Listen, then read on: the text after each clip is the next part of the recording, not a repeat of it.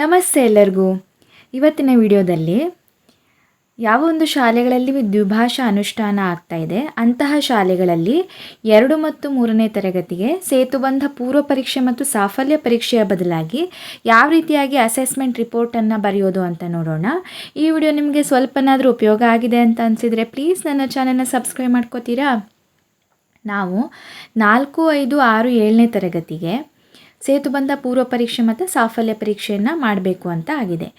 ಆದರೆ 2 ಮತ್ತು 3ನೇ ತರಗತಿಗೆ ಸಾಫಲ್ಯ ಪರೀಕ್ಷೆ ಬದಲಾಗಿ ಟ್ರಾನ್ಸಿಷನ್ ಪೀರಿಯಡ್ ಮಾಡ್ಯೂಲ್ನಲ್ಲಿ ನೀಡಲಾಗಿರುವ ಅಬ್ಸರ್ವೇಷನ್ ಆ್ಯಂಡ್ ಅಸೆಸ್ಮೆಂಟ್ ಫಾರ್ಮ್ಯಾಟ್ನಲ್ಲಿರುವಂತೆ ಮೌಲ್ಯಮಾಪನ ಕೈಗೊಳ್ಳುವುದು ಅಂತ ಮೇ ಎಂಡ್ಗೆ DSCRT ಅವರ ಒಂದು ತರಬೇತಿ ಆಯ್ತಲ್ಲ, ಆ ಒಂದು ಯೂಟ್ಯೂಬ್ ಲೈವಲ್ಲಿ ನಾವು ನೋಡಿದ್ವಿ.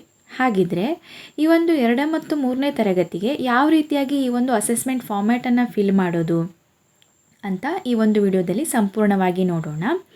ಇಲ್ಲಿ DSCRT ಅವರು ತಿಳಿಸಿರುವಂತೆ ಯಾವ ಒಂದು ಮಗು ಒಂದು ಉತ್ತರವನ್ನು ಪೂರ್ತಿ ಇಂಗ್ಲೀಷ್ನಲ್ಲೇ ಉತ್ತರಿಸುತ್ತೋ ಅದಕ್ಕೆ ಅಚೀವ್ಡ್ ಎಂದು, ಇಂಗ್ಲೀಷ್ನಲ್ಲಿ ಅಪೂರ್ಣ ಅಥವಾ ಇಂಗ್ಲೀಷ್ನಲ್ಲಿ ಭಾಗಶಃ ಅಥವಾ ಕನ್ನಡದಲ್ಲಿ ಉತ್ತರಿಸಿದ ಮಗುವನ್ನು ಪಾರ್ಷಿಯಲ್ ಅಚೀವ್ಡ್ ಎಂದು, ತಪ್ಪು ಉತ್ತರಿಸಿದ ಮಗುವನ್ನು ನೀಡ್ ಸಪೋರ್ಟ್ ಎಂದು ನಿರ್ಣಯಿಸುವುದು, ದಾಖಲೆಗಳನ್ನು ವಿದ್ಯಾರ್ಥಿಗಳ ಕೃತಿ ಸಂಪುಟದಲ್ಲಿ ನಿರ್ವಹಿಸುವುದು ಅಂತ ಹೇಳಿದರು.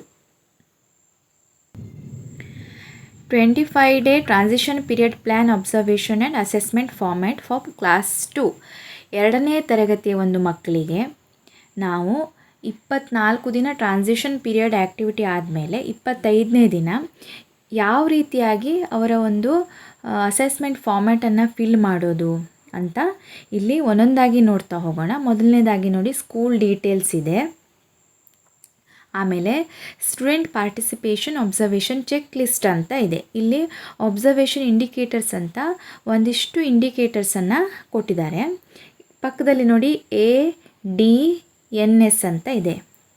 ಎ ಅಂದರೆ performs the learning outcome independently and confidently. ಅದೇ ರೀತಿಯಾಗಿ ಡಿ ಅಂದರೆ ಡೆವಲಪಿಂಗ್ ಅಂತ, NS ಅಂದರೆ ನೀಡ್ಸ್ ಸಪೋರ್ಟ್ ಅಂತ.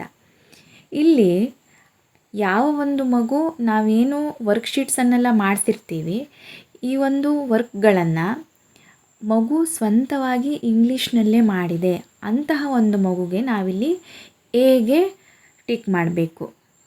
ಯಾವ ಒಂದು ಮಗು ಇಲ್ಲಿ ಬರುತ್ತೆ, ಆ ಒಂದು ವಿಷಯ ಗೊತ್ತಿದೆ ಆದರೆ ಪೂರ್ತಿ ಇಂಗ್ಲೀಷ್ನಲ್ಲಿ ಮಾಡೋಕ್ಕೆ ಸಾಧ್ಯ ಆಗ್ತಾಯಿಲ್ಲ, ಬಟ್ ನಮ್ಮ ಒಂದು ಸ್ವಲ್ಪ ನಾವು ಈ ಥರ ಬರಿ ಅಂತ ಹೇಳಿಕೊಟ್ರೆ ಇಂಗ್ಲೀಷಲ್ಲಿ ಬರೆಯುತ್ತೆ ಅಂತ ಮಗುಗೆ ನಾವು ಡಿ ಅಂತ ಹಾಕಬೇಕು. ಅಂದರೆ developing, performs with some support or occasional errors. ಮಾಡ್ತಾರೆ, ಆವಾಗವಾಗ ಸ್ವಲ್ಪ ತಪ್ಪು ಮಾಡ್ತಾರೆ, ನಾವೊಂದು ಸ್ವಲ್ಪ ಹೇಳಿಕೊಟ್ರೆ ಮಾಡ್ತಾರೆ. ಅಂಥ ಮಕ್ಕಳನ್ನು ನಾವಿಲ್ಲಿ ಡಿಗೆ ಟಿಕ್ ಮಾಡಬೇಕು. ಅದೇ ರೀತಿಯಾಗಿ ಯಾವ ಒಂದು ಮಗು ಈ ಒಂದು ವರ್ಕ್ಶೀಟ್ಗಳನ್ನು ಕೊಟ್ಟಾಗ ಅದಕ್ಕೆ ಉತ್ತರಿಸಲು ಕಷ್ಟಪಡ್ತಾ ಇದೆ ಅಥವಾ ಇಂಗ್ಲೀಷ್ನಲ್ಲಿ ಕಂಪ್ಲೀಟಾಗಿ ಬರೆಯೋದಕ್ಕಿರ್ಬೋದು, ಕನ್ನಡದಲ್ಲೂ ಕಂಪ್ಲೀಟಾಗಿ ಬರೆಯೋದಕ್ಕೆ ಕಷ್ಟಪಡ್ತಿದೆ ಅಂದರೆ ಆ ಮಗುಗೆ ನಮಗೆ ಕಂಟಿನ್ಯೂಸ್ ಗೈಡೆನ್ಸ್ ಆ್ಯಂಡ್ ಪ್ರಾಕ್ಟೀಸ್ ಅವಶ್ಯಕತೆ ಇದೆ ಆ ಮಗುಗೆ ಅಂತ ನಾವಿಲ್ಲಿ ಆ ಮಗುವನ್ನು NSನಲ್ಲಿ ಟಿಕ್ ಮಾಡಬೇಕಾಗುತ್ತೆ. ಇದು ನೋಡಿ, student participation observation check list ಅಂತ ಇದೆ. ಇಲ್ಲಿ ನಾವು ಸ್ಟೂಡೆಂಟ್ ಯಾವ ರೀತಿಯಾಗಿ ಪಾರ್ಟಿಸಿಪೇಟ್ ಮಾಡಿದ್ದಾರೆ ಆ ಒಂದು ಇದ್ರ ಮೇಲೆ, ಉದಾಹರಣೆಗೆ ನೋಡಿ, 1ನೇದು students participate actively in greeting and conversation activities. ಈ ಒಂದು ಆ್ಯಕ್ಟಿವಿಟಿನಲ್ಲಿ ತುಂಬ ಚೆನ್ನಾಗಿ ಪ್ರಾಕ್ಟೀಸ್ ಮಾಡಿದ್ದಾರೆ, ಪಾರ್ಟಿಸಿಪೇಟ್ ಮಾಡಿದ್ದಾರೆ ಅಂತ ಹೇಳಾದರೆ ಇಲ್ಲಿ ಎಗೆ ಟಿಕ್ ಮಾಡ್ತೀವಿ. ಇಲ್ಲ ಅವರು ಪಾರ್ಟಿಸಿಪೇಟ್ ಮಾಡ್ತಾರೆ, ನಮ್ಮನ್ನು ಸ್ವಲ್ಪ ಸಪೋರ್ಟ್ ಬೇಕು, ಅಲ್ಲಲ್ಲಿ ಮಿಸ್ಟೇಕ್ ಮಾಡ್ತಾರೆ, ಮಧ್ಯೆ ನಾವು ಅವರನ್ನು ತಿದ್ದುತ್ತಾ ಇರಬೇಕು ಅಂದರೆ ಡಿಗೆ ಡೆವಲಪಿಂಗ್ ಅಂತ ಮಾಡ್ತೀವಿ. ಇಲ್ಲ ಪಾರ್ಟಿಸಿಪೇಟ್ ಮಾಡೋಕ್ಕೆ ಮಗು ಹಿಂಜರಿತಾ ಇದೆ, ಮುಂದೆ ಬರ್ತಿಲ್ಲ ಅಂತ ಮಗುವನ್ನು ನಾವಿಲ್ಲಿ NSಗೆ ಟಿಕ್ ಮಾಡ್ತೀವಿ. ಇಲ್ಲಿ ಈ ರೀತಿಯಾಗಿ 12 ಒಂದು ಇಂಡಿಕೇಟರ್ಸನ್ನು ಕೊಟ್ಟಿದ್ದಾರೆ. ಅದೇ ರೀತಿಯಾಗಿ ಮುಂದೆ ನೋಡಿ, ಇನ್ಫಾರ್ಮಲ್ ಅಸೆಸ್ಮೆಂಟ್ ರುಬ್ರಿಕ್ ಆಫ್ ಇಂಗ್ಲೀಷ್ಗೆ ಸಂಬಂಧಪಟ್ಟಂತಹ ಲರ್ನಿಂಗ್ ಔಟ್ಕಮ್ಗಳಲ್ಲಿ ಮಗುವಿನ ಒಂದು ಪಾರ್ಟಿಸಿಪೇಷನ್ ಯಾವ ರೀತಿಯಾಗಿದೆ. For example, participates in simple role plays using appropriate words, phrases and sentences. ಇಲ್ಲಿ AB 2 ಬಂತು. ಹಾಗಿದ್ರೆ ಎ ಅಂದರೆ ಎಂಥ ಮಗುವಿಗೆ ನಾವು ಎಯನ್ನು ಟಿಕ್ ಮಾಡಬೇಕು, ಎ ಬರಿಬೇಕು ಅಂತ. ಇಲ್ಲಿ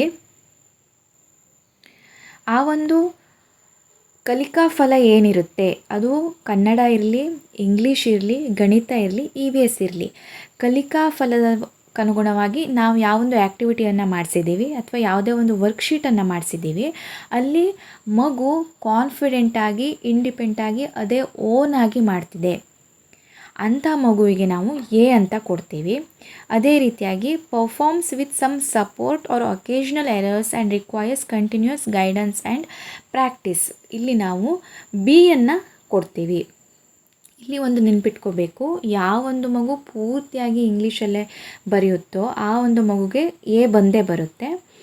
ಮತ್ತು ಇಂಗ್ಲೀಷಲ್ಲಿ ಬರೋದಕ್ಕೆ ತುಂಬ ಕಷ್ಟಪಡ್ತಿದ್ದಾರೆ, ಅವರಿಗೆ ಕಂಟಿನ್ಯೂಸ್ ಸಪೋರ್ಟ್ ಬೇಕು ಅಂಥ ಮಗುವಿಗೆ ನಾವಿಲ್ಲಿ ಬಿ ಕೊಡಬೇಕು.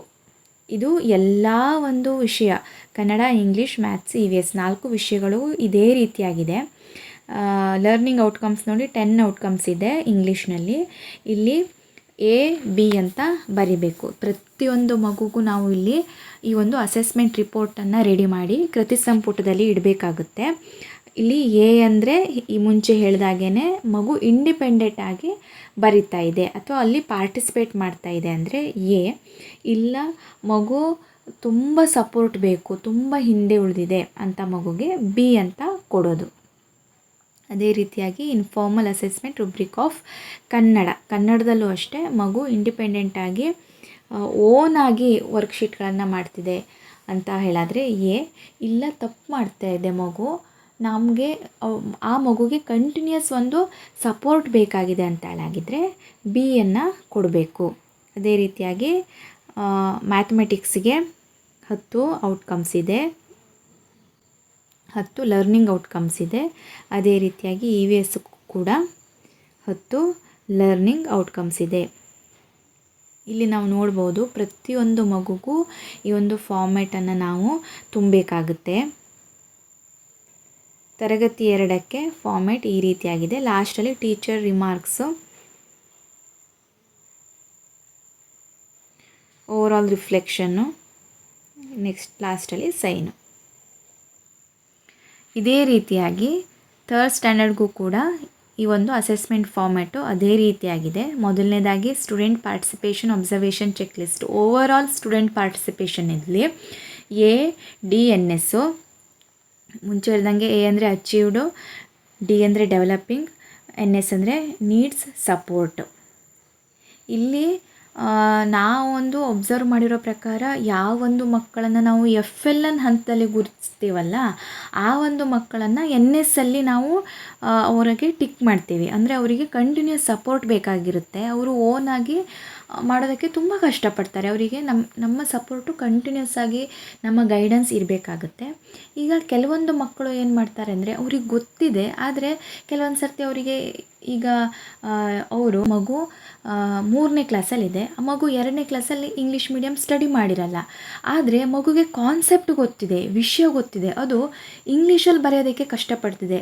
ಅಂತಹ ಮಕ್ಕಳಿಗೆ ನಾವೊಂದು ಜಸ್ಟ್ ಒಂದು ಸ್ವಲ್ಪ ಕ್ಲೂ ಕೊಟ್ಟರೆ ಸಾಕು, ಅವ್ರು ಬರೆದು ಬಿಡ್ತಾರೆ. ಅಂಥ ಮಕ್ಕಳನ್ನು ನಾವಿಲ್ಲಿ ಡಿ ತಂದರೆ ಸಂಪೂರ್ಣ ಇಂಗ್ಲೀಷಲ್ಲಿ ಆನ್ಸರ್ ಮಾಡೋಂಥ ಮಕ್ಕಳಿಗೆ ಎ ಕೊಟ್ಟರೆ ಆಯಿತು.